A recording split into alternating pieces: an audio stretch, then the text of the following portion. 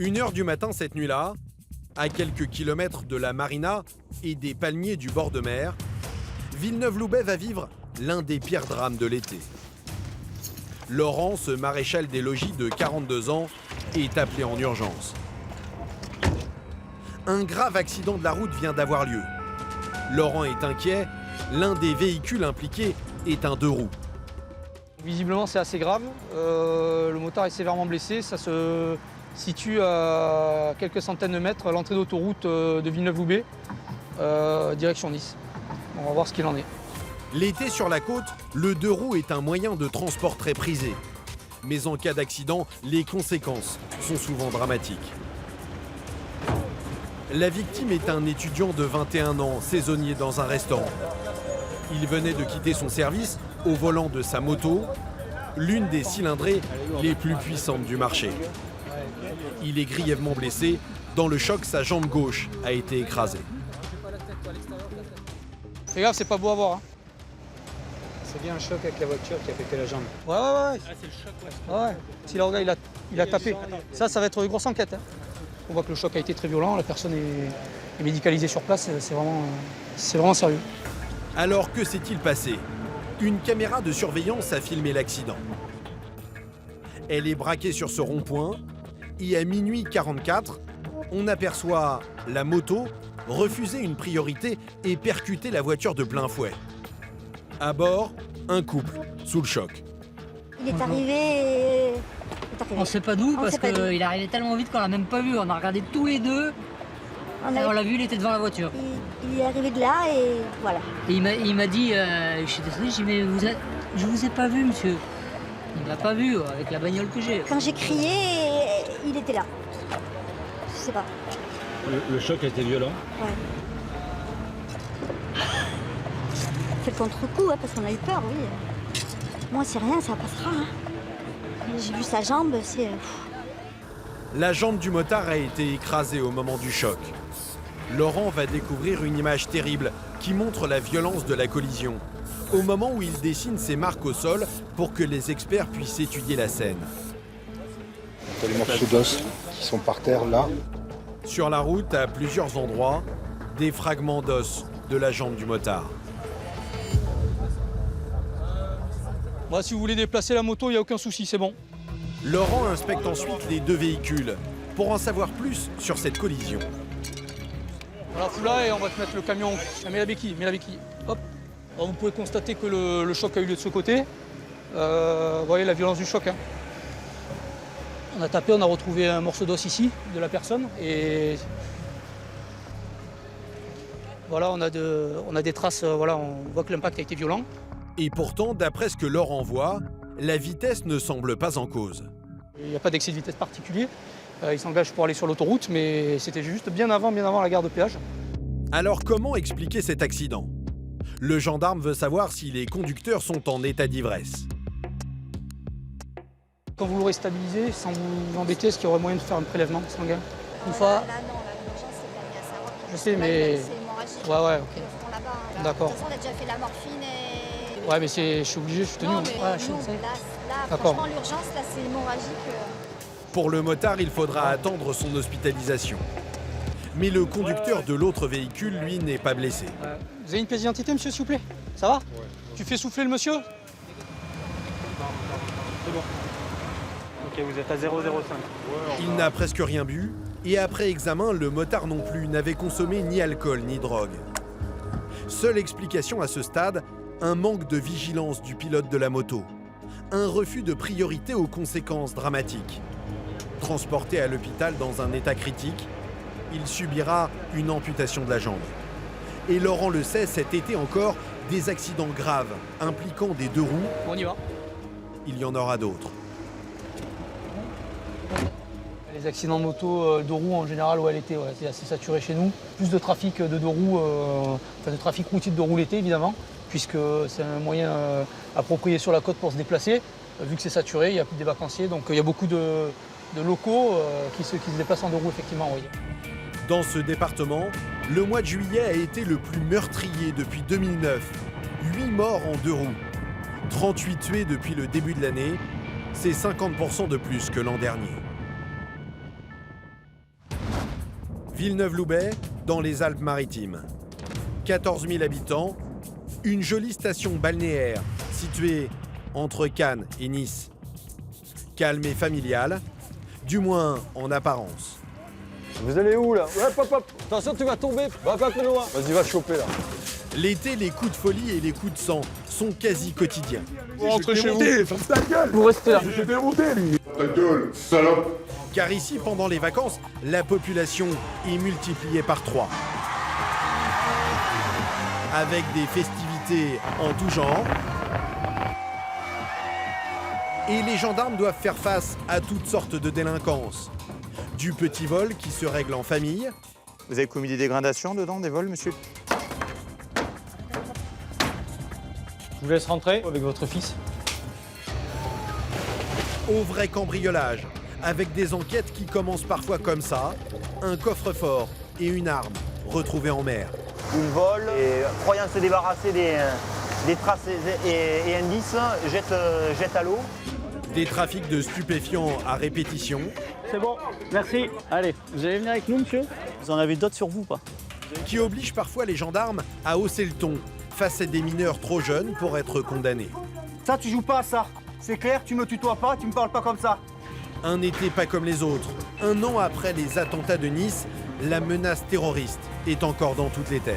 On vient de repérer l'individu qui avait été en garde à vue récemment pour apologie du terrorisme. Des individus quittent le lieu, conduite à tenir. Des opérations sous tension, alors que l'été, il faut déjà faire face aux excès en tout genre. Il est interdit de boire de l'alcool sur la plage. Ah, mais c'est pas de l'alcool, c'est l'eau de mer. D'accord. Et lorsque les vacanciers prennent le volant en état d'ivresse, ils sont parfois prêts à tout pour échapper à la sanction. La première fois que je vois ça. Donc ils s'enferment. Encore. Mais non, on commence à me gonfler là. J'arrive pas à souffler, vous voulez me tuer? Des touristes qu'il faut aussi protéger contre un fléau dévastateur dans la région, les feux de forêt. On va évacuer, il faut évacuer. Et il faut pas rester là, il faut bouger là. C'est bon, emmenez 2 chevaux, 2 chevaux. Engagés sur tous les fronts, pas de vacances l'été pour les gendarmes du Sud. Ce matin-là, à la brigade, Sébastien, ce maréchal des logis de 30 ans et son collègue ont enfilé une tenue un peu particulière. Short, t-shirt et casquette. Pourtant, ils ne sont pas en congé. Leur mission du jour, une patrouille en civil. Le but de la mission, c'est d'être le plus discret possible pour pas qu'on nous repère. Comme ça nous permet de surveiller à la fois le flux de population, les personnes qui sont sur la plage, les personnes qui vont marcher, les personnes au niveau des restaurants. Ça nous permet de voir exactement ce qui se passe. Et puis après, si on peut trouver également des consommateurs de produits stupéfiants ou d'autres transactions en tout genre, au moins on peut les voir directement, les fixer, cibler et après aller les interpeller. Déguisés en parfaits touristes, Sébastien et son collègue se dirigent vers la zone qui cet été préoccupe les gendarmes, la plage. C'est le terrain de jeu idéal des délinquants. Vol sur les serviettes pendant que les touristes se baignent, vente à la sauvette et surtout cette année, trafic de stupéfiants. Tu vois, celui qui est tout à gauche. Ouais, il n'a pas sorti un truc. Lui. Dans ce domaine, vous allez voir que c'est tolérance zéro. En quelques minutes à peine, il repère une première cible. Donc là-bas, j'ai les 2 gamins sur ma gauche. L'autre aussi, là, il est frite. Là, les 2 gamins, moi, ils sont en train de consommer, là. Un trafic qui prend de l'ampleur et qui pourrit l'image de carte postale de la ville. Messieurs, bonjour. Gendarmerie de Villeneuve-Loubet. Vous pouvez venir avec moi tous les 2. Avec les sacs. Super. Qu'est-ce que vous avez dans la main? Je vous le savais très bien. Ok, génial. Allez, vous venez avec ça. Vous en avez d'autres sur vous ou pas? Vous n'avez pas un pochon encore? Il n'y a rien d'autre? De toute façon, je vais regarder vos sacs. Donc, autant être honnête tout de suite. Vous me montrez. J'ai une fin si vous voulez. Voilà, super. Il n'y a plus rien? La cigarette, je la veux dedans. 2 très jeunes consommateurs d'à peine 15 ans, à qui Sébastien va faire passer le goût de recommencer. Coup de fil à leurs parents. J'ai contrôlé votre fils à l'instant. Il était en possession de produits classés comme stupéfiants. Donc il en avait sur lui et en même temps, il était en train d'en consommer. Vous le saviez, ça ou pas? Et convocation à la gendarmerie dans quelques heures. Un sale quart d'heure pour ces 2 vacanciers. Elle a réagi comment, maman? comme toutes les mers. Hein. C'est bien. Pas mal. Et pour repérer les délinquants en tout genre sur cette plage, les gendarmes de Villeneuve-Loubet peuvent compter sur une arme très efficace. Ces caméras installées un peu partout. Ce sont celles de la police municipale qui les informent dès qu'elles repèrent un comportement louche. Démonstration quelques heures plus tard. Sébastien, en tenue cette fois, revient interpeller un homme soupçonné d'avoir acheté ou vendu des stupéfiants. Monsieur, bonjour. Vous pouvez venir avec moi, s'il vous plaît? Des personnes actuellement sur la vidéosurveillance. Ouais. Ils vous ont vu Ouais. faire un échange, je ne sais pas de quoi, avec des individus et rouler. Vous avez des produits ou pas sur vous? L'homme n'a rien sur lui, mais vous allez voir que rien n'échappe à l'œil des caméras. Allez, venez avec moi. Sébastien reçoit un coup de fil du policier installé au poste de vidéosurveillance. Là? Genre là? Ouais, c'est bon, merci, c'est bon, merci. Un joint caché le long de ce grillage. De quoi confondre ce consommateur. Allez, vous allez venir avec nous, monsieur? Sur cette plage, les gendarmes veulent occuper le terrain pour chasser ces trafics. Et à ceux qui ne comprennent pas bien le message, ils réservent un traitement plus musclé. Ce soir-là, à la gendarmerie, Allez, tu me suis? ce jeune homme d'à peine 17 ans va l'apprendre à ses dépens. Il vient d'être interpellé en possession de cette barrette de cannabis et il fait sa forte tête dans la brigade. Ce qui ne va pas du tout plaire à Cyril, ce gendarme de 35 ans. Tu nous as pas respecté. Quand ils sont arrivés, quand vos collègues sont arrivés, je leur ai bien parlé. Ah, mais t'as une façon d'être. Après, c'est quand vous... T'as toujours le sourire, on me dit 10 fois de pas bouger. Il m'a dit de pas marcher, j'ai continué à marcher, c'est tout. Sinon, j'ai bien parlé. T'es arrogant et tu t'en rends même pas compte. Parce que tu sais même pas ce que ça veut dire être arrogant. Ça veut dire quoi être arrogant? Je sais pas, je veux pas savoir. Mais là, tu vois, là, tu es arrogant.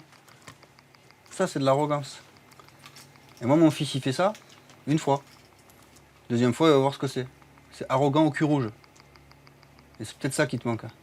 Tu as un gamin de 16 ans, 17 ans, qui croit tout savoir sur la vie, mais t'as rien. On te quiche le nez, t'as encore du lait qui sort.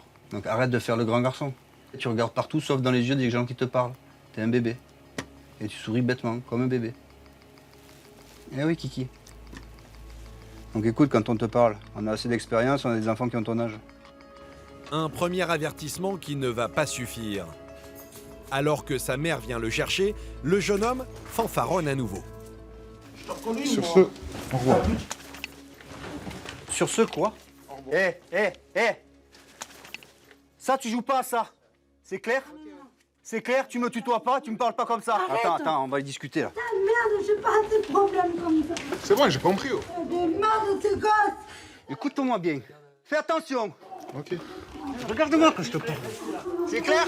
Ouais. Allez, dégage. Et si tu respectes pas ta mère, tu me respectes moi, c'est clair? S'il te plaît, tu arrêtes. Non. Et je vais te raccompagner jusqu'au portail. Devant la justice, ces mineurs ne risquent pas grand-chose. Pour Cyril, ces recadrages sont souvent le seul moyen d'action. Sur des trucs comme ça, c'est que les 3/4 du temps, on fait le rôle des parents. On remplace les parents de substitution. Parce qu'ils les respectent pas, ils font rien. Ils sont perdus. Les gamins sont perdus parce que les parents, ils ont décroché. Et le gamin, comme il nous dit tout à l'heure, il dit, bah ouais, moi je fais plus d'études, je fais plus rien. Alors il apprend les choses dans la rue, il croit que tout le monde est son pote, c'est normal qu'on fume, c'est normal qu'on roule sans casque, c'est normal qu'on tutoie des gendarmes, c'est normal. Et non, c'est pas normal. Explication virile, surveillance en civil, caméra, lutter contre ces petits trafics du bord de mer est devenu la priorité des gendarmes. Et voilà pourquoi. Messieurs, bonsoir, contrôle de gendarmerie. Nous allons le comprendre en suivant la patrouille de Fabrice, 44 ans. Donc, vous avez une pièce d'identité sur vous, monsieur? Cette nuit-là encore, Fabrice va tomber sur plusieurs groupes de jeunes venus sur la plage boire de l'alcool et fumer du cannabis. Messieurs, bonsoir. Messieurs, dames, contrôle de gendarmerie, vous avez une pièce d'identité, s'il vous plaît? Monsieur, s'il vous plaît, venez avec moi. Moi? Oui. Donc voilà, nous, on a regardé les caméras. Si on est là, c'est pas pour rien. D'accord. Vous avez roulé quelque chose, monsieur. Monsieur avec la casquette à l'envers, venez avec moi, s'il vous plaît. Donc voilà, nous, si on est là, c'est pas par hasard, c'est qu'on a vu certaines choses sur la caméra, d'accord? Il y a des caméras de partout ici, vous n'avez pas de chance. Vous avez choisi le mauvais nom. Vous avez roulé un joint, monsieur, ce soir? Ouais. D'accord?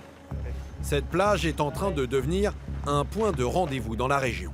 On ne peut pas tolérer qu'il y ait des jeunes qui viennent de Nice ou d'Antibes ou d'ailleurs pour consommer du stupéfiant. Après, les jeunes sont à l'aise ici, ils ramènent d'autres personnes, d'autres copains, ils disent bon bah Villeneuve-Loubet c'est bien, on va fumer un joint au bord de la mer. Et puis donc du coup on se retrouve avec une dizaine, voire une quinzaine, une vingtaine de consommateurs. Pour les gendarmes, pas question de laisser faire. Car après ces soirées sur la plage, certains consommateurs reprennent la voiture pour rentrer chez eux. Pour celui qui a consommé du cannabis, si on reprend le volant et qu'il est contrôlé positif au cannabis, c'est d'entrée de jeu 6 points en moins sur le permis de conduire. Et en cas d'accident, c'est tout pour lui. Qui n'a pas consommé de cannabis, qui peut reprendre les voitures? J'ai pas le permis. C'est sûr, c'est même plus embêtant. Donc moi, les voitures, là, si elles bougent... Et ici, le problème, ça n'est pas seulement les stupéfiants, mais aussi l'alcool. Il suffit de suivre la patrouille un peu plus loin pour s'en rendre compte. Bonsoir, c'est la gendarmerie. C'est interdit de boire dans la rue. Non, non, on ne boit pas. Ok. Bonsoir. Ne buvez pas dans la rue. Non, on la ramène dans la chambre. Avec l'été, la consommation d'alcool explose. Ce soir-là, malgré l'interdiction, Il est interdit de boire de l'alcool sur les plages. les gendarmes vont croiser tous les 10 mètres des groupes de vacanciers parfois totalement ivres. Les gendarmes de Villeneuve-Loubet. Oui, moi aussi, Villeneuve-Loubet, moi aussi. Ouais, moi aussi. Ouais. Il est interdit de boire de l'alcool sur la plage. Ah, mais c'est pas de l'alcool, c'est de l'eau de mer. D'accord. Ça va aller, monsieur? Ça va aller.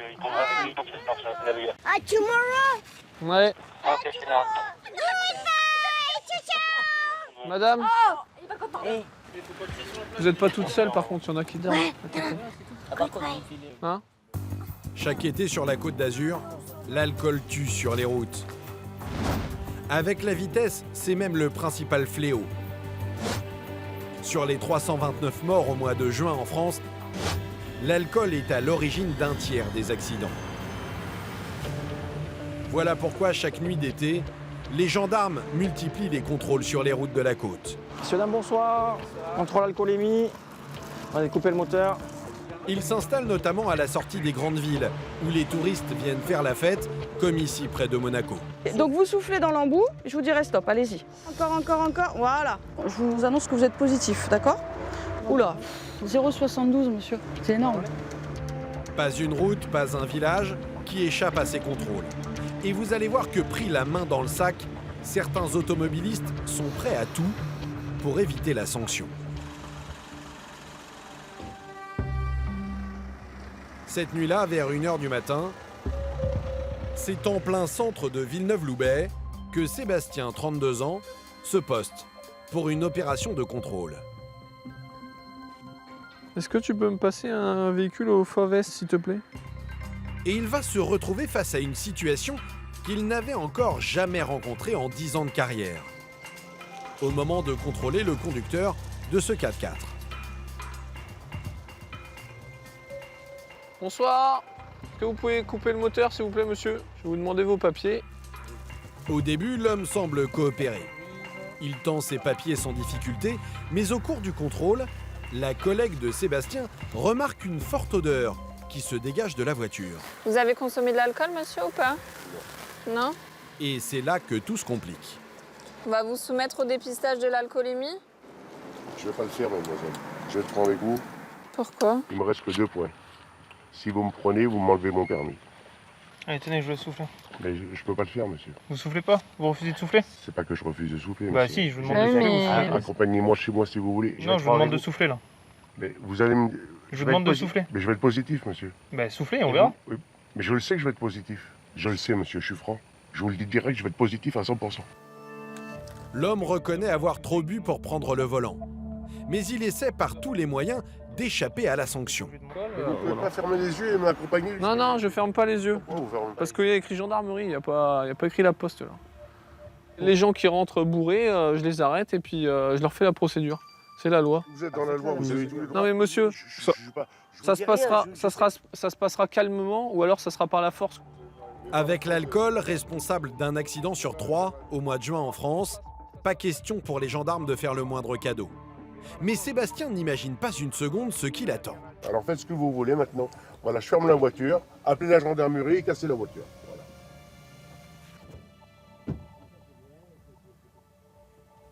La première fois que je vois ça, qui s'enferme.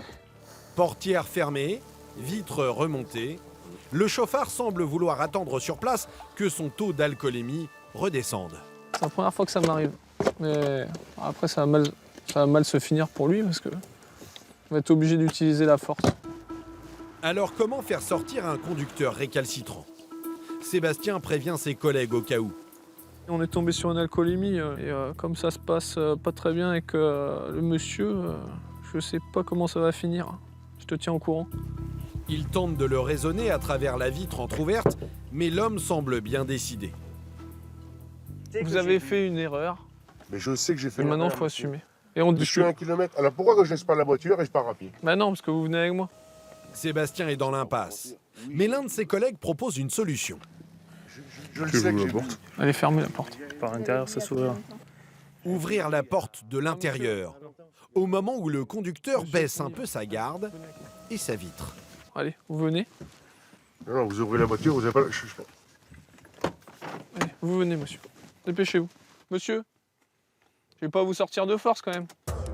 La technique a fonctionné. Sébastien aide un peu le conducteur à sortir de son véhicule. Fermez la voiture. Mais va-t-il accepter de souffler dans l'alcotest? Ah, qu'est-ce que je dis à mon épouse maintenant? Vous dites que vous êtes amené à la brigade. J'ai pas envie de vous répondre, moi. Non, mais vous avez pas compris. Vous montez maintenant, vous me saoulez. Cette fois, l'homme a dépassé les bornes. Il est conduit à la gendarmerie où il va passer la nuit en cellule. Mais alors, en refusant de se soumettre à l'alcotest, échappera-t-il à la sanction? Lui à qui il ne reste que 2 points, évitera-t-il les 6 points en moins qui sanctionnent une conduite en état d'ivresse? Vous allez voir que la loi a prévu cette éventualité. Retour au point de contrôle près de Monaco. 4 heures du matin, dans ce 4x4 de luxe, 4 jeunes femmes et une conductrice qui agace les gendarmes. Encore. Mais non, vous arrêtez pas. Eh oh, regardez-moi maintenant, parce que maintenant vous commencez à me gonfler là. Comme ça. Je n'arrive pas à souffler, je vais me tuer pour vous. Ah. Vous entendez Vous avez pas 70 ans. Je suis asthmatique. Encore. Non, vous arrêtez, vous faites ça. Attendez, même un asthmatique, il fait plus que ça. Hein. Pour les gendarmes, aucun doute, la jeune femme y met de la mauvaise volonté. La preuve, elle retrouve son souffle quand il s'agit de leur crier dessus. Encore. Ah putain, c'est pas possible. Bon, bah, tu fais un refus de se soumettre. Mais vous êtes sérieux? Bah ça dure une heure parce que mademoiselle fait Mais pas j'arrive pas à souffler, vous voulez me tuer? Alors que se passe-t-il dans ce cas-là? C'est Laurent, ce maréchal des logis, qui va s'occuper de son cas. Ça arrive que des personnes, soit elles mettent de la mauvaise volonté, soit elles refusent tout simplement, tout bonnement, pensant qu'elles vont échapper à quelque chose. Malheureusement, elles prendront la peine maximale, qui est 6 mois de suspension de permis et 6 points, et convoquées au tribunal. La sanction la plus lourde, pour la jeune femme, c'est la douche froide. Monsieur, vous m'enlevez mon permis alors que vous avez rien sur votre alcotest, je comprends pas. Alors, regardez, c'est prévu. Motif de la décision de la rétention immédiate, refus de se soumettre aux épreuves de dépistage et aux vérifications. Pardon? Attendez, lequel de vous deux est de mauvaise foi? Ça fait 1 heure que j'essaye de souffler, Non, monsieur. non. Ça fait plus de 20 minutes qu'on essaie de vous dépister. Stop, on arrête. Ah, franchement, vous êtes dégueulasse, monsieur. Mais dégueulasse, franchement. C'est honteux. J'ai pas bu une coup d'alcool. Ça fait 1 heure que j'essaye de souffler dans votre putain d'alcotest de merde. Et j'arrive pas à fumer. Vas-y, même pas, je peux pas là. Refuser de souffler n'est donc pas une bonne idée. Mais la jeune femme s'entête.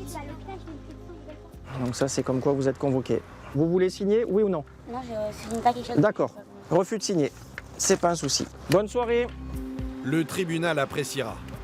C'est une amie de la jeune femme en état de conduire qui prendra le volant pour rentrer. Pour notre conducteur qui s'est enfermé dans son véhicule, c'est donc également 6 points en moins. Lui à qui il n'en reste que 2 devra repasser son permis. Avec en plus une nuit en garde à vue et une amende dans quelques semaines. L'alcool qui l'était complique sérieusement la vie des gendarmes. Avec presque chaque jour des coups de sang et des coups de folie imprévisibles. Cette nuit-là, c'est Fabrice, cet adjudant de 49 ans, qui va vivre une intervention hors du commun dès le début de sa patrouille. Alors nous sommes appelés parce qu'il y aurait une personne qui serait sur le toit d'un immeuble ou d'une villa. Et ce sont les voisins qui nous ont demandé donc d'intervenir. Donc on va aller sur place. Pas question de laisser un homme se promener sur les toits en pleine nuit. S'il est ivre, il risque sa vie. Ah ben on vous suit. C'est ce voisin qui a appelé les gendarmes. Donc qu'est-ce qui s'est passé avec votre voisin? Ah ben on a entendu bramer, là, il se bagarrait, il y a deux mecs là-haut qui se bagarraient, et avec des grosses menaces. Il y en a un qui le poussait en direction du balcon. Le voisin connaît l'un de ces hommes qui l'aurait importuné ces derniers jours. Moi tout à l'heure, il m'a agressé, j'étais dans ma voiture, et il m'a arraché ma clé, il m'a bousillé ma clé de voiture. L'autre soir, ils nous ont balancé des objets et craché dessus. Il conduit les gendarmes jusqu'à la porte de son appartement.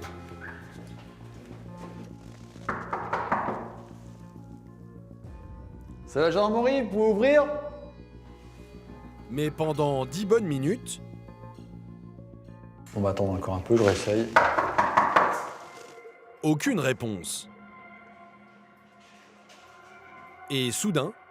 Qu'est-ce qu'il y a? J'ai appelé les gendarmes! Eh ben c'est la gendarmerie, monsieur.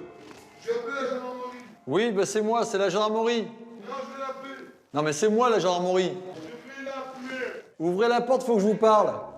L'homme n'a pas l'air dans son état normal. Les gendarmes sont sur leur garde. Dégage! Dégage! J'ai appelé les Schmitt. Ah ben c'est moi les Schmitt. Vous sortez s'il vous plaît? Venez chez moi. Venez chez moi, c'est chez moi. Mais je veux pas aller... Tenez, c'est ouvert. Bah non, voilà. Je peux rentrer chez vous? Oui, vous pouvez. Je peux rentrer chez vous? À l'intérieur, Fabrice découvre un homme très agité et les restes d'une soirée bien arrosée. Vous pouvez pas rester dans l'état où vous êtes. D'accord? Vous dites quoi, vous jouez? Mais non mais Je vous... suis chez moi, j'ai mon chat, j'ai mon... Mais putain, mais à quoi il joue? À quoi il joue? Vous me laissez tranquille, je suis chez moi, là. Et alors que le gendarme appelle les pompiers pour le prendre en charge... Vous allez où, là? Hop, hop, hop, hop, hop, hop, hop. Non, vous allez... Hop, hop, hop. L'homme enjambe le garde-corps de son balcon. Attention, tu vas tomber, va pas plus loin. Il vient de sauter et tente de prendre la fuite par cette verrière située juste sous ses fenêtres. Vas-y, va te choper, là. Tu me le chopes. Ouais, j'ai besoin de vous, là. Les gendarmes le rattrapent sur le balcon voisin et ils ont beaucoup de mal à le maîtriser. J'ai quoi dans les cheveux? J'ai le dignac, Charlotte, c'est quoi? Doucement. Ta mère. Ouais, attendez. Vous le prenez, vous le sortez, vous le remettez chez lui. Il aurait pu se blesser grièvement dans cette tentative de fuite. Et Fabrice va bientôt comprendre pourquoi il a cherché à lui échapper. Les pompiers vont arriver. On va t'amener à l'hôpital. T'as besoin de soins. Donc... Monsieur, je suis tranquille. Je viens de sortir de l'HP. Je me suis enfui. D'accord? Tu t'es enfui de quel HP? T'étais où? Antibes. L'homme a des antécédents psychiatriques. Et l'alcool aidant, il est bien décidé à fausser compagnie aux gendarmes. Reste assis, reste. Non. Monsieur. Oh, vous avez chaud. Laissez ouvert, monsieur. Non. Tu nous l'as fait une fois, tu vas pas nous la faire deux fois. Hein. Non, je bouge pas. Non. Je bouge pas. Non. C'est pour lui, je vous jure. Ok, c'est bon, on va se transporter direction le VSAB. S'il move, on emploie la force. Dans son état, pas question pour Fabrice de laisser cet homme chez lui. Il pourrait s'en prendre au voisinage. Les pompiers vont l'escorter vers une unité psychiatrique. Ah, je monte. Vous êtes sage, hein? Ces interventions sous tension avec des individus imprévisibles, les gendarmes les redoutent. Ce soir, Fabrice a bien cru vivre un drame en direct. Le fait qu'il ait enjambé le balcon, ça aurait pu avoir des graves conséquences pour lui, si le balcon avait été plus haut, etc. Mais il n'y a pas que la ville et les routes alentours qu'il faut avoir à l'œil. Comme dans toutes les stations balnéaires, la mer, elle aussi, est placée sous haute surveillance. Et pour ça, la gendarmerie dispose d'une unité spécialisée, la brigade nautique. Ce matin-là, à 10 km de Villeneuve-Loubet, à Antibes, c'est le branle-bas de combat. Thomas, ce gendarme de 35 ans, rassemble son matériel de plongée. Je ne veux pas perdre de temps parce qu'il y a plusieurs administrations qui sont sur place. J'ai pas envie de leur faire perdre leur temps aussi. Pas une seconde à perdre, il vient d'hériter d'une mission hors du commun. Là, tout le matos est prêt. C'est bon pour toi, Nico? Allez. Avec Nicolas, son collègue, direction la marina, où est stationné leur outil de travail, cette vedette de la gendarmerie. Direction un bord de mer tout proche, où au cours d'une baignade, un touriste a fait une drôle de découverte et a prévenu les autorités. La police a été informée de la découverte d'un coffre, d'une arme et d'un trousseau de clés. Donc plus vite on sera sur zone pour faire les constatations, mieux ce sera. S'il y a des traces ADN ou des prélèvements à faire. Un coffre-fort et une arme découverts au fond de l'eau. Thomas est formé pour effectuer des prélèvements sous-marins. Voilà pourquoi les gendarmes vont prêter main forte aux policiers en charge de l'enquête. Nico, coupe. Il y a l'air d'y avoir les pompiers là-bas. Va voir là-bas. Sur place, les pompiers ont déjà balisé la zone avec des bouées pour éviter que des plongeurs ne brouillent les indices. Ouais, je la vois, la petite jaune là. Ouais, la petite jaune. Voilà. Il y a 1,50 m. La mission de Thomas, récupérer ces objets en préservant un maximum d'indices. Une opération qui sort de l'ordinaire. C'est particulier et puis après, bon voilà, ça change du quotidien, de la surveillance côtière. C'est bien, ça met un peu de piment dans la vie de tous les jours. Voilà. Sous l'eau, voici ce que Thomas va découvrir. À 1,50 m de profondeur, cette arme, ces trousseaux de clés et ce coffre-fort. Que contient-il? L'enquête est menée par la police. Thomas n'en saura pas plus. Après les avoir prélevés, il remet ses pièces à conviction aux enquêteurs et il a une petite idée de ce qui a pu se passer ici. La Côte d'Azur attire pas mal de personnes aisées. Forcément, la richesse attire des personnes un peu mal intentionnées. Et puis voilà, ils volent et croyant se débarrasser des traces et indices, jettent à l'eau. Ce coffre et cette arme proviennent donc peut-être d'un cambriolage. Une affaire peu banale pour Thomas, qui l'été passe le plus clair de son temps à rappeler la réglementation maritime aux touristes. Bonjour monsieur, c'est une zone interdite au mouillage ici. Donc je vais juste vous demander de retirer le mouillage. Vous êtes amarré sur la bouée, c'est un délit. Tout ce qui est signalisation, on ne peut pas s'amarrer dessus. Vous n'avez pas le droit de naviguer là. On fait d'après-midi. Il lui arrive aussi de venir en aide aux plaisanciers en détresse. C'est bon? Oui, c'est bon. On va vous mettre dans le port le plus proche pour vous dépanner. Sans oublier de verbaliser les contrevenants. Et dans ce domaine, sur l'eau, certains touristes battent tous les records, comme cette jeune Russe aux commandes d'un scooter des mers. Bonjour, parlez français? Non, désolé. Cette zone est interdite au jet ski. Désolé, je ne savais pas. Je retourne à mon bateau. Je vous suis jusqu'à votre bateau.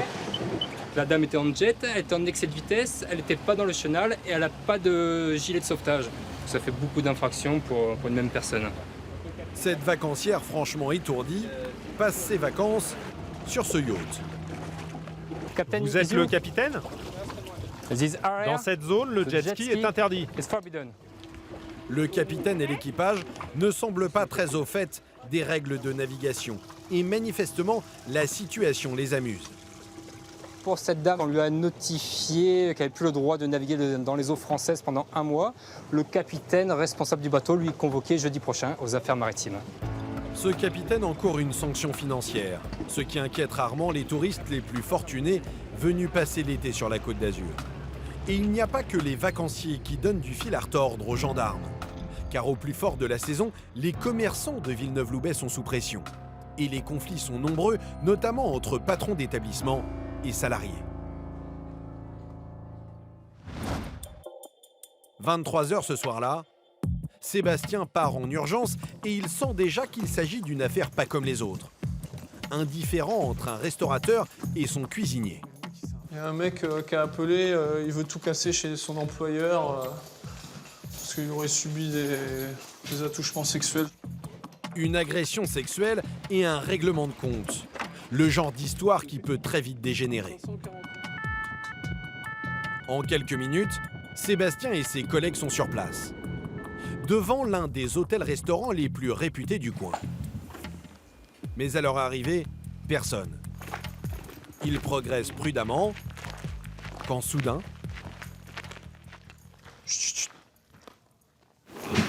Un bruit sourd vient de retentir. Vite, vite, vite, vite. Monsieur. Ah ouais, il est là, il est derrière, il ouvre sa putain de grande gueule. C'est vous qui avez appelé? Ouais, c'est moi qui ai appelé. Ouais. Sébastien tombe sur cet homme manifestement ivre. Un saisonnier furieux contre son patron. Vous habitez où là? Vous avez un logement là ce soir? J'ai ma chambre à l'hôtel. L'homme affirme avoir subi une fellation par surprise pendant son sommeil. Derrière sa porte, son patron se défend. Vous attendez, vous restez chez vous? Mais c'est n'importe quoi. Oh, ouvre pas, je vais te démonter. Hein. Monsieur, vous rentrez chez vous. Ferme ta gueule. Vous restez là. Je vais te démonter, lui. Je ne pas les couilles. Je te démonte. Je veux vous restez là. Ah bah allez-y, bloquez-le, je vais le démonter. Monsieur, je vais le démonter, mon pauvre. Monsieur, vous restez là. Ah mais ouvrez-le pas, je vais le démonter. Je te vais le coffrer, mon pauvre. Il va nous prendre une mandale. Monsieur, arrêtez. Venez avec moi, on va aller là-bas. L'accusation est très grave. Une agression sexuelle, passible de 5 ans de prison et 75 000 € d'amende. Mais Sébastien doit d'abord gérer une urgence. Ce saisonnier ivre est bien décidé à en découdre. Pas question de le laisser sur place et il n'a nulle part où dormir. D'accord, non mais je suis là, je suis en train de parler, il me hurle dessus. Monsieur, monsieur, c'est la dernière fois que je vous le dis. Très bien. Vous vous taisez. Sinon, vous dormez chez nous. Impossible de le calmer, alors Sébastien n'a plus le choix. Taisez-vous, vous êtes pénible. Ouais, mais vous aussi. Bah écoutez, vous venez avec nous. Allez, vous venez avec nous. Allez. Vous êtes ivre sur la voie publique, on voit rien. Celui qui se dit victime est finalement menotté, direction la gendarmerie. Tu le fouilles, tu le mets en cellule. Les gendarmes tireront cette affaire au clair à tête reposée. À 2h30 du matin, déjà, la loi ne nous permet pas d'interpeller quelqu'un chez lui. De plus, on ne va pas prendre une plainte à 2h30 à quelqu'un qui est fortement alcoolisé. Donc, comme il troublait l'ordre public parce qu'il hurlait dans les rues, il sera mieux à dormir ici, et puis on verra ça demain. L'affaire est grave. Alors, dès le lendemain matin... Bonjour monsieur. Les gendarmes convoquent le patron du saisonnier pour l'entendre. Allez, vous venez avec moi? Quelle version va-t-il livrer? C'est Fabrice qui prend sa déposition. On a eu dans vos locaux monsieur... Oui, tout à fait. Donc vous connaissez bien monsieur... Bah oui. Il a proféré des accusations à votre encontre? Oui, je sais, mais je pense qu'il était... Enfin, moi j'ai entendu les accusations. Hein. C'est quoi? Les accusations, c'est que j'ai des attouchements ou je sais pas quoi, du harcèlement sexuel. Ouais, voilà. Complètement aberrant. Et il ne s'est rien passé? Rien du tout. Rien du tout. Non mais moi je vous pose la question, non mais je veux le dire. J'ai dit mais comment... Enfin, j'ai pas compris. J'ai pas compris pourquoi il me disait ça. J'ai mis des attouchements de quoi? Qu'est-ce qui s'est passé? Il s'est rien passé. Cette fellation forcée en plein sommeil n'aurait jamais eu lieu. En revanche, le patron explique avoir eu une violente altercation avec son employé juste après l'apéritif. De là, il s'est énervé, il a dit oui, je me casse, je fais mes bagages, puis il a commencé à hurler. Donc moi, comme je suis quand même je lui ai dit, tu baisses d'un ton, si tu as envie de partir, tu pars, tu prends tes valises et tu t'en vas. Donc il a pris ses bagages, il est parti. C'était quelle heure ça? Ça devait être vers 23h, 23h. 23h, d'accord, ouais. Une heure après, ça a commencé à tambouriner à la porte. Espèce d'en... salaud, sale je vais te faire la peau, on va te violer avec mon frère, enfin des trucs chauds. Oui. Alors, accusation fondée ou parole en l'air d'un salarié licencié et ivre? Vous voulez boire un verre d'eau? Après une nuit de sommeil, Fabrice entend le saisonnier. Asseyez-vous ici. Et il commence par un avertissement. Écoutez, vous énoncez des faits. Soit ce sont des accusations avérées, donc ce qui est grave, soit c'est faux, et c'est de la diffamation, ce qui est grave aussi. Alors faites attention, soyez sûr de ce que vous dites. Parce que d'une façon ou d'une autre, c'est très grave.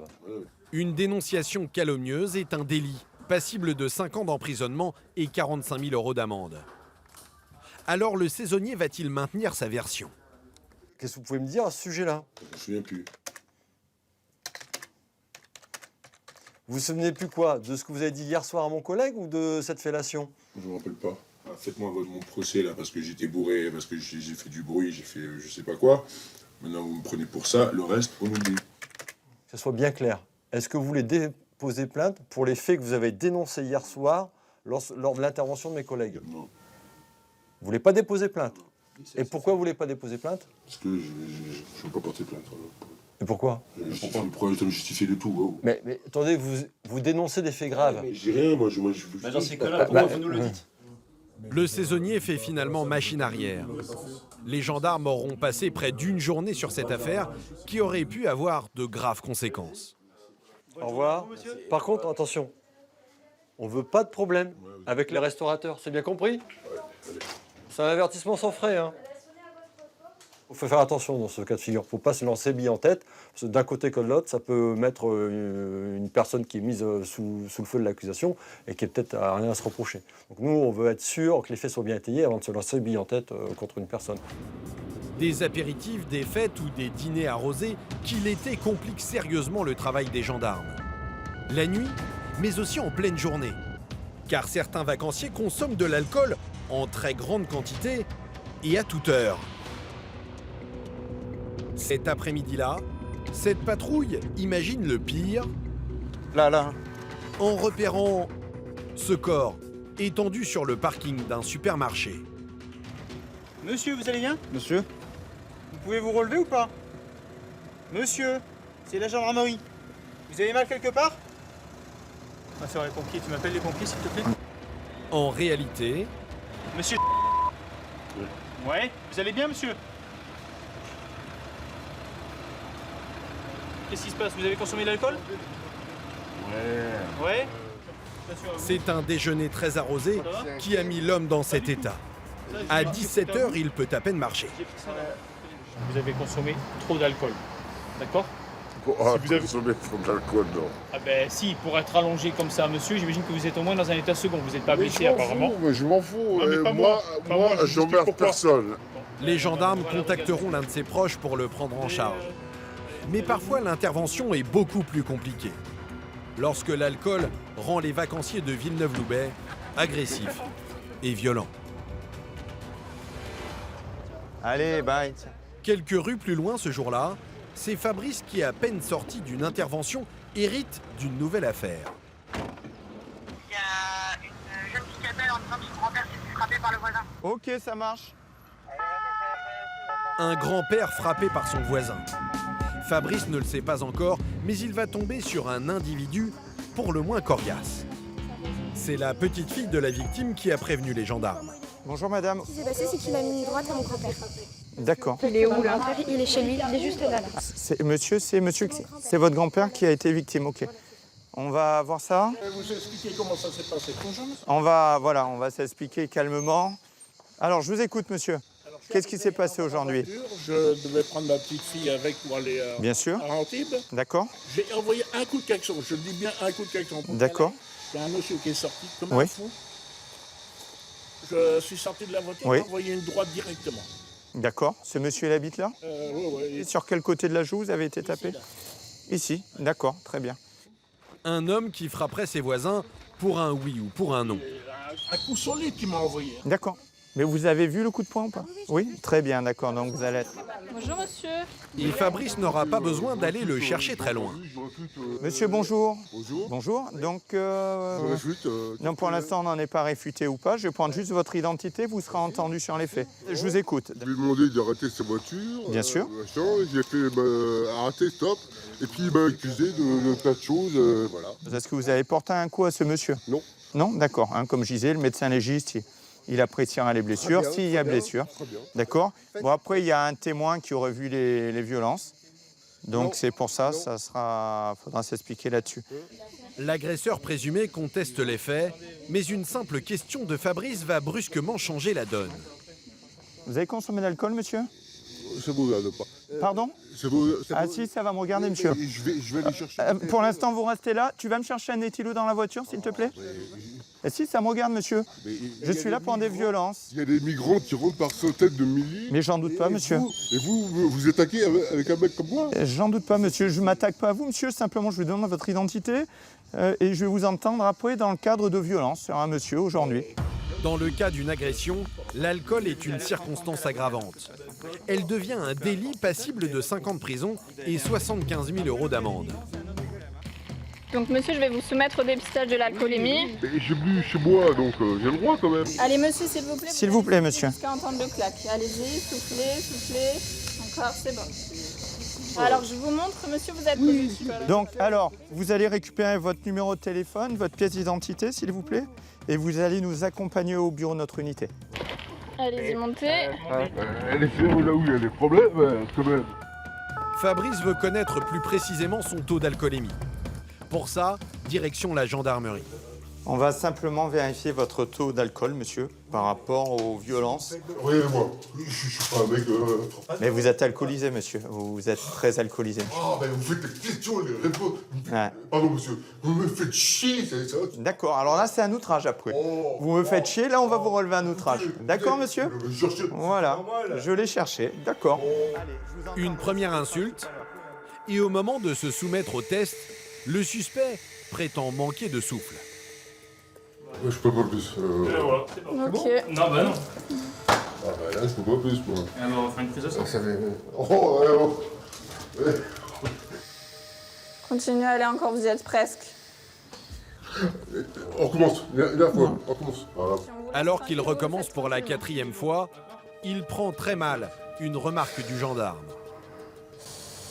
Ouais, on souffle, encore. Oui, mais je le relèverai aussi, encore. Ok, très bien. Bon, petit dodo, c'est bon? Non, c'est pas bon, monsieur.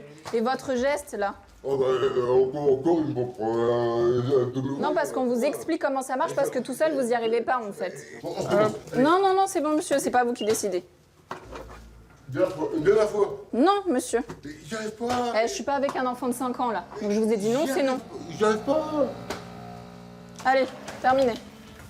Insulte, geste déplacé, mais les gendarmes ne se laissent pas impressionner. Tout droit. Allez-y. L'été des individus alcoolisés, ils en ont vu d'autres. Et Fabrice découvre que l'homme serait coutumier du fait. Donc apparemment, le monsieur, il est déjà connu pour des menaces de mort en 2016 et 2013 également. Il est placé en cellule le temps que les effets de l'alcool disparaissent. Voilà, monsieur va laisser ses sandalettes dehors, on fait une palpation et on vous met en dégrisement. Et il va encore une fois s'en prendre à Fabrice. Je suppose que là, pour vous, c'est un bonheur. Monsieur, vous pouvez avancer dessus. Je gère une intervention, monsieur. Oh, ta gueule. D'accord, monsieur, si vous le souhaitez. Ouais, ça va. On en reparlera demain quand vous serez à jeun. Oh, monsieur. Moi, je réponds à un homme. Monsieur. Hein? Monsieur, regardez-moi quand je vous parle. Ça va. Arrêtez. J'ai compris. Moi, je réponds à un type, là.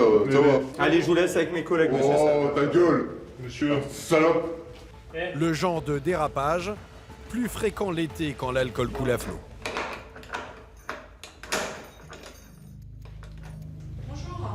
Après 6 heures de repos, l'homme finit par retrouver son souffle et son taux d'alcool est encore impressionnant. 0,80. Vous avez 0,80 là, vous avez 1,60 g, monsieur. Combien il faut? Faut essayer de retomber en dessous des 0,25. Plus de 3 fois la limite autorisée pour un conducteur, même après ce long séjour en cellule. Lors de son audition, il continue de nier les faits. Fabrice, qui ne portera pas plainte pour les insultes, lui explique clairement ce qu'il pense de lui. Vous êtes dangereux quand vous consommez de l'alcool. Vous êtes dangereux, monsieur. Vous auriez pu avoir une arme, vous auriez pu faire n'importe quoi. Non, on en voit juste sur tous les faits divers sur ce matin. Vous êtes quelqu'un de dangereux, monsieur, et je le mentionnerai au parquet. L'homme est convoqué devant le tribunal dans quelques semaines. Et voilà pourquoi Fabrice traite ce genre d'affaires avec la plus grande fermeté. Il aurait pu être dangereux pour la victime. Heureusement, on s'en sort bien, on s'en sort qu'avec un coup de poing, on va dire entre guillemets. Mais ça aurait pu être dramatique. Il y a la une de Nice Matin récemment, suite à un mineur qui faisait du bruit, il s'est pris un coup de carabine. Protéger la population des ravages de l'alcool. Et il y a un autre fléau que Fabrice va devoir combattre cet été. car il fait aussi partie d'une unité spécialisée venue en renfort le temps des vacances sur la côte, la garde républicaine. Allez, en avant, en avant. Lui et ses collègues vont devoir lutter contre un ennemi redoutable, bien connu dans le sud, et qui cette année a encore fait de gros dégâts, les incendies de forêt. Et vous, celui-là? Merci. Ce matin-là, dans l'hippodrome de Villeneuve-Loubet, leur écurie d'été, Fabrice et ses collègues de la garde républicaine remarquent dans le ciel un panache de fumée. Le dépôt de Veolia brûle. Le dépôt de Veolia brûle à Villeneuve-Loubet. À quelques kilomètres de là, une immense usine de recyclage de déchets vient de prendre feu. Et les flammes progressent rapidement. La garde républicaine est appelée en renfort. Reçu, c'est parti, on est parti. On se met en réserve au camping du Sourire. Un camping situé juste à côté est menacé. L'été, avec les températures qui grimpent en flèche, le sinistre peut très vite gagner du terrain. Allez, allez, allez! Là, on part sur un fait assez important, donc on est sur le point d'évacuer des personnes suite à un incendie. Donc on est sur une situation d'urgence, donc il faut passer assez rapidement, quoi. Au camping, la sirène incendie retentit déjà. Les flammes se rapprochent. On invite tout le monde à sortir, c'est préférable. Reçu, mon capitaine. Préparer leurs affaires. L'évacuation est décidée et les gendarmes transmettent la consigne. Messieurs, dames, maintenant on vient d'avoir l'ordre d'évacuer. L'incendie prend du terrain, gagne du terrain. On évacue, tout le monde dehors, on évacue, l'incendie gagne du terrain. On va évacuer, il faut évacuer. Et il faut pas rester là, il faut bouger là. Mais Fabrice et la garde républicaine vont hériter d'une mission un peu spéciale. Car à quelques kilomètres de là, un autre feu de forêt cette fois se rapproche dangereusement des zones habitées. Ouais, là c'est un gros feu. Apparemment il y a eu plusieurs foyers. C'est vraiment c'est assez impressionnant. Et cette fois, il ne s'agit pas d'évacuer des touristes, mais des habitants d'une autre espèce. Là, les chevaux sont en danger, parce que l'incendie gagne du terrain. Donc, on va essayer d'en évacuer le plus possible. Alors que les pompiers luttent contre les flammes, la garde républicaine est chargée d'évacuer les chevaux d'un centre équestre qui propose des balades aux touristes. C'est bon, emmenez 2 chevaux, 2 chevaux! Mais voilà, ces animaux de manège n'ont jamais voyagé en camion et ils ne se laissent pas guider si facilement. Allez, voilà. Les deux le même côté. Oui, voilà. On passe en dessous comme vous, hein. Heureusement, ces animaux, la garde républicaine sait leur parler. Bon, ça va qu'ils sont pas très grands, donc on a pu quand même faire le nécessaire pour les faire monter, mais les chevaux qui n'ont jamais embarqué, c'est pas évident. Surtout dans une situation d'urgence, et les chevaux sentent le feu, quoi. Donc il y a une peur, la peur du danger, quoi. Allez, on est parti, nous. En moins de 2 heures, le centre est évacué et les animaux placés en sécurité. Là, voilà, là. Le balai des Canadaires finira par avoir raison de ce feu de forêt. Et si cette année la Côte d'Azur n'a pas été épargnée par les incendies, c'est un autre fléau qui a fait encore plus de ravages, l'insécurité routière. Avec des chiffres de mortalité à la hausse, alors plus que jamais les gendarmes sont sur le pied de guerre. Notamment sur cette autoroute, l'une des plus fréquentées de France l'été. L'A8 qui relie l'Italie à Aix-en-Provence. Un axe emprunté notamment par une population un peu spéciale, les riches touristes étrangers. Et vous allez voir que les règles de conduite françaises, beaucoup d'entre eux ne s'en soucient guère. On est parti, Michel. Ouais, ok, bon courage. À tout à l'heure. C'est ce que va encore une fois constater Patrice, 42 ans, en poste ici depuis 14 ans. Alors là, on va se mettre en place au péage de Monaco. Carrément au péage de Monaco. On va intercepter les véhicules qui seront en excès de vitesse, qui auront été signalés par Olivier, qui est parti à moto, et qui va nous les signaler à la radio. Patrice le sait, lors de ses contrôles à l'entrée de Monaco, le nombre d'infractions est impressionnant. 2 fois par semaine à peu près, généralement, on on fait une opération vitesse dans ce coin-là, ça a tendance à rouler assez vite. Ouais. Quelques kilomètres avant ce péage, sur cette portion limitée à 90 km/h, un collègue de Patrice relève les vitesses. Et à peine installé, interception de contrôle. Un Cayenne gris, immatriculé à Monaco, 134 km/h. un monégasque à bord d'une Porsche flambant neuve. Vous venez avec moi, monsieur ? 134 km/h sur une route limitée à 90, un Français perdrait immédiatement 3 points sur son permis. Vous devez payer une amende de 90 €. Vous devez me payer de suite. Vous avez 90 €? 90 € d'amende, pas de quoi faire trembler ce monégasque. Un précieux sésame lui permet d'échapper au retrait de points. C'est ce genre de permis qui leur permet beaucoup de liberté. Ça signifie quoi? Monte Carlo, voilà. C'est vrai qu'on va un peu plus vite que les vitesses. Je ne veux pas vous raconter des bobards. Vous êtes pressé, monsieur? Non, je ne suis pas pressé. Bon, je reviens de voyage, je ne suis pas pressé. Et ici, les monégasques ne sont pas les seuls à avoir le pied un peu trop lourd. C'est un défilé international qui commence. Une BM grise, immatriculée en Russie à 135 km/h. Un conducteur russe qui cumule 2 infractions. Venez avec moi. Sans l'alcool en plus. Vous avez bu drink? Une bière. Vous allez voir que s'il avait été français, ce contrôle lui aurait coûté très cher. Soufflez, soufflez, soufflez, soufflez. Ok, good. Vous êtes à 0,30. Ouais. La limite en France, c'est 0,25. 0,25. Quelques bières de trop et 46 km/h au-dessus de la vitesse autorisée. Un conducteur français aurait perdu 6 points pour l'alcool, 3 pour la vitesse, 9 points au total. Vous devez payer 90 € pour l'alcool et 90 € pour la vitesse. Vous payez cash? Oui, cash. Pour lui, c'est 180 € qu'il sort immédiatement de sa poche. Patrice le sait, cette amende est un détail sans importance pour ce Russe. C'est la période là où il va y avoir beaucoup de Russes dans la région qui vont sur Monaco, entre Cannes et Monaco. Et l'argent n'est pas un problème pour eux, vraiment. 180 €, là, ils rigolent pas, mais presque, quoi. Voilà. Et en effet, 2 heures plus tard, lorsqu'il est en état de conduire, ce Russe nous adresse un large sourire en reprenant la route. Ici, ces riches touristes sont verbalisés à un rythme impressionnant. Ah ouais, non mais là, c'est pas possible. 500 €, j'ai pas la monnaie, hein. Avec Patricia, un autre gendarme de l'unité, nous allons constater qu'une seule sanction les inquiète, celle dont ils écopent lorsqu'ils dépassent vraiment les bornes. 146, Audi Drag, immatriculé à Monaco. 56 km/h au-dessus de la vitesse autorisée. Cette fois, il s'agit d'un Anglais résidant à Monaco.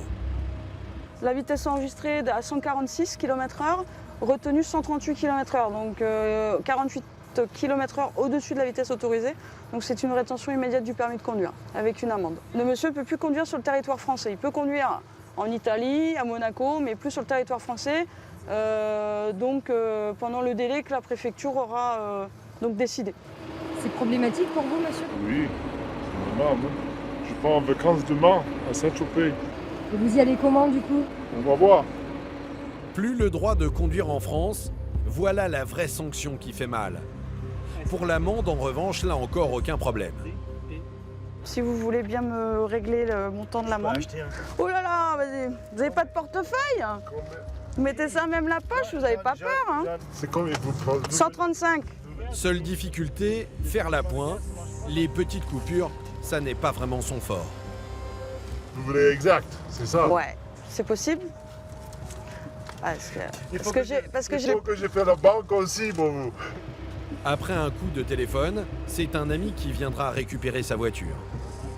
Ce jour-là, Patricia et ses collègues vont mettre fin au contrôle un peu plus tôt que prévu, faute d'effectifs suffisants. Il faut qu'ils arrêtent là. Mon lieutenant, je peux plus rien prendre là, on est au taquet là. Ok, bon, moi je lève le dispo. Oui, bien reçu, merci. Un embouteillage d'infractions. Et ici, à chaque contrôle, c'est la même chose. Des excès en tout genre, Sur les routes, sur la mer, de jour, de nuit. Voilà le quotidien des gendarmes l'été dans les Alpes-Maritimes. Mais cette année, ils ont dû en plus travailler sous tension. Car il y a tout juste un an, la région a été frappée par un événement dramatique. À Nice, tout le monde se souvient de ces images. Le 14 juillet dernier, un camion fonce dans la foule venue admirer le feu d'artifice. L'attentat fait 86 morts, 434 blessés. Depuis ici, la menace terroriste fait partie du quotidien des gendarmes. D'autant qu'en Europe cet été, plusieurs destinations touristiques comme Barcelone ont été prises pour cible. À Villeneuve-Loubet, banlieue de Nice, la tension est palpable depuis cet événement. Ce jour-là, c'est Sébastien qui va encore une fois en faire l'expérience. Il doit assurer la sécurité d'un événement très populaire dans la région. Alors ce soir, on a la course du Holy Run. C'est une course qui attire pas mal de gens. C'est une course sympathique avec des jets de poudre de couleurs. La Holy Run, c'est ça. Une course sous une pluie de peinture. Un événement qui, l'an dernier, a réuni 2500 participants à Villeneuve-Loubet. Jusqu'ici, cette fête sportive bon enfant, les gendarmes ne s'en souciaient pas trop. Mais depuis l'attentat, tout a changé. Celle-là, tu me la mets en travers là. Là, le pont, tu bloques le pont. Okay, ça marche. Première mission, bloquer tous les accès autour de l'événement avec des véhicules pour empêcher quiconque de foncer sur la foule. Je vais rester en pédestre parce que ça va être la misère pour circuler, ok? Ensuite, il quadrille le terrain à la recherche du moindre comportement suspect. Une quinzaine de gendarmes et de policiers ouvrent l'œil. Ouais. Soudain, Sébastien reçoit le genre d'information qui le met sous tension. Oui, ben j'y arrive. Des participants signalent un homme à l'accoutrement et au comportement suspect. On me décrit un individu qui se promène, habillé apparemment tout en long vêtu et avec un étui à guitare. Qu'y a-t-il dans cet étui? Ben on sait pas. Sébastien compte bien vérifier, d'autant que l'homme aurait accéléré le pas en apercevant un autre gendarme. Il court. Et il l'a vu ou pas? Et il l'a vu ou quoi? Ouais, on l'a vu. Moi, il m'a fixé droit. Et il a contrôlé ou quoi? Il est tout seul. L'alerte semble sérieuse. Et avec cette foule, pas question de prendre le moindre risque. Sébastien et ses collègues filent l'individu à distance. Oui, je suis depuis un moment. Ouais, il se dirige vers la digue. Oui, je vois. Voici l'homme et son mystérieux étui. Depuis cette digue, il a une vue imprenable sur la course et ses participants. C'est pas un truc à harpon, ça? Dans le doute. La scène inquiète aussitôt les vacanciers. Ouais, il y a le bâtiment. C'est du danger pour les enfants ou pas? On les range les enfants? On les rangera en priorité. Ouais. Et dans le fameux étui, il y avait en réalité une canne à pêche. Ah, elle fait ses lignes. Ouais, il y avait le moulinet, il y avait tout ça. Oui. Avec ce qui s'est passé l'année dernière, forcément, maintenant, les gens, le moindre petit détail un peu bizarre, tout ça, tout le monde est assez tendu et on nous appelle très rapidement. Surtout qu'il y a des événements comme ça où il y a beaucoup de monde. Les gens ont très peur. Un an après l'attentat, la Côte d'Azur, encore traumatisée, vit dans le stress. De quoi compliquer le travail des gendarmes, alors qu'ils vont bientôt devoir assurer la sécurité de cérémonies à haut risque, celle justement du 14 juillet. Ce jour-là, Nice est sans doute la ville la plus surveillée de France. 1200 gendarmes et policiers mobilisés pour encadrer la journée d'hommage aux victimes de l'attentat. Fier d'enfiler son uniforme, Sébastien fait partie des militaires qui vont défiler dans quelques heures. On va rendre hommage aux victimes, aux familles, à leurs proches. Donc c'est un honneur pour moi de pouvoir justement rendre cet hommage. Je vais représenter la gendarmerie nationale. Une cérémonie à la hauteur du traumatisme, en présence de nombreuses personnalités, dont le chef de l'État. Survol de la patrouille de France et inauguration de cette stèle portant le nom des 86 victimes. Autant de moments forts pour Sébastien au cœur du défilé. D'autant qu'aujourd'hui, une fois n'est pas coutume, lui et ses collègues sont acclamés par la foule.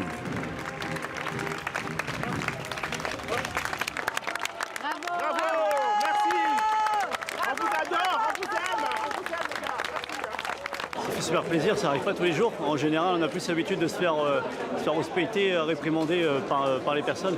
Mais là, quand ils nous applaudissent comme ça, ouais, ça fait toujours super plaisir. Mais à peine le défilé terminé, les gendarmes reprennent leur poste. Entre les menaces d'attentats et les débordements habituels du 14 juillet, c'est le week-end de tous les dangers qui commence. Et les mesures de sécurité sont exceptionnelles.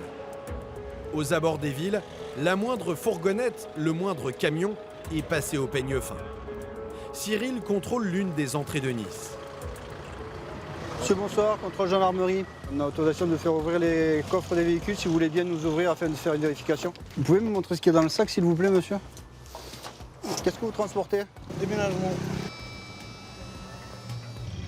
C'est bon, c'est bon. Pour pénétrer dans la ville, les conducteurs doivent montrer patte blanche. Monsieur, bonsoir. Vous rentrez sur Nice? Vous avez un ordre de mission, quelque chose? Ce soir, c'est assez sensible, donc... Et chaque lieu qui accueille du public est soigneusement quadrillé par les gendarmes en tenue, mais aussi par une unité spécialisée dans les interventions musclées, le PSIG.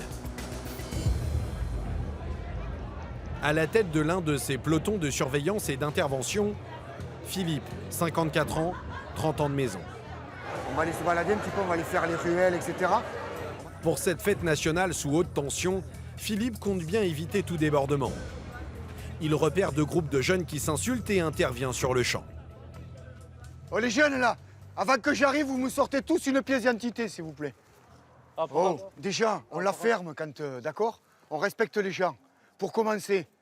Parce que moi, sinon, je peux la jouer à non-respect aussi. Et puis on va passer 4 heures chez moi parce qu'il n'y en a aucun qui a une pièce d'identité là. Ok? En même temps, vous vous barrez d'ici. Je ne veux plus vous voir. Allez. J'ai dit vous barrez d'ici. Y a pas de souci. D'accord, allez. Il n'y a pas de souci, mais par contre, vous avez vu qu'ils en ont mal parlé. Allez. Non, mais vous avez vu, c'est Oui, toi, je pense que je pense qu'on va passer la nuit ensemble. Non, c'est bon. D'accord? C'est bon, il n'y a pas de souci. On est bien d'accord? C'est bon, il n'y a pas de souci. Et lorsque la soirée connaît quelques incidents... Et vous ont frappé pourquoi?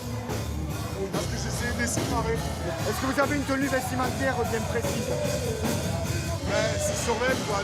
Mais quelle couleur? Quelle couleur? Chaque début de bagarre est stoppé net. Philippe et ses collègues savent se montrer dissuasifs. Vous êtes bagarrés. Mais d'accord, tu vas pas me raconter des conneries à moi. Parce que moi, sinon, je te mets en garde à vue. Moi, je vais pas rigoler 50 ans ce soir. Je te le dis honnêtement. Et il a l'œil pour repérer le moindre détail. Comme ces jeunes perchés sur le toit de cet immeuble, ou ceux qui ont grimpé sur ce préau. Vous descendez tous, s'il vous plaît, là. Oui, pas de problème. Vous êtes aussi bien assis en bas et ça évitera les accidents. Hein? Mais ce soir-là, sur cette marina près de Villeneuve-Loubet, Philippe va devoir gérer une intervention sous tension. Alors que la foule se presse pour un événement très attendu, le fameux feu d'artifice. Au moment où les touristes ont les yeux rivés vers le ciel, les gendarmes reçoivent une information inquiétante. On vient de repérer l'individu qui avait été en garde à vue récemment pour apologie du terrorisme. Ok, reçu et nous on monte au-dessus. Un homme connu pour avoir délivré des messages de soutien aux terroristes vient d'être repéré au milieu de la foule. De quoi mettre les gendarmes sur les dents. Les gars, si vous voyez 3 individus, dont un qui a un t-shirt blanc avec un short noir et l'autre a un t-shirt bleu. Celui qui t-shirt noir, type nord-africain. Il y a quelques jours, l'un a été en garde à vue pour apologie du terrorisme. En quelques minutes, Philippe reçoit sur son téléphone la photo de l'individu en question. Mais pas facile de repérer un visage au milieu d'une telle foule. Soudain, nouvel appel radio. L'individu en question a été repéré. Ouais, bien pris. Est-ce qu'il était accompagné? Ouais, affirmatif. Vous allez contrôler l'identité du deuxième? Ouais, on va faire le nécessaire là, parce qu'en fait, ils sont en plein milieu de la scène de danse là, donc on va voir ce qu'on peut faire. Les gendarmes sont prudents. Difficile d'intervenir au milieu de ces milliers de touristes sans créer un mouvement de panique. Ordre est donné de surveiller les individus à distance. C'est bon, ils sont repérés. Là, pour l'instant, ils sont calmes. Il n'y a pas de sac, il n'y a pas de risque particulier. Donc, on va attendre un petit peu.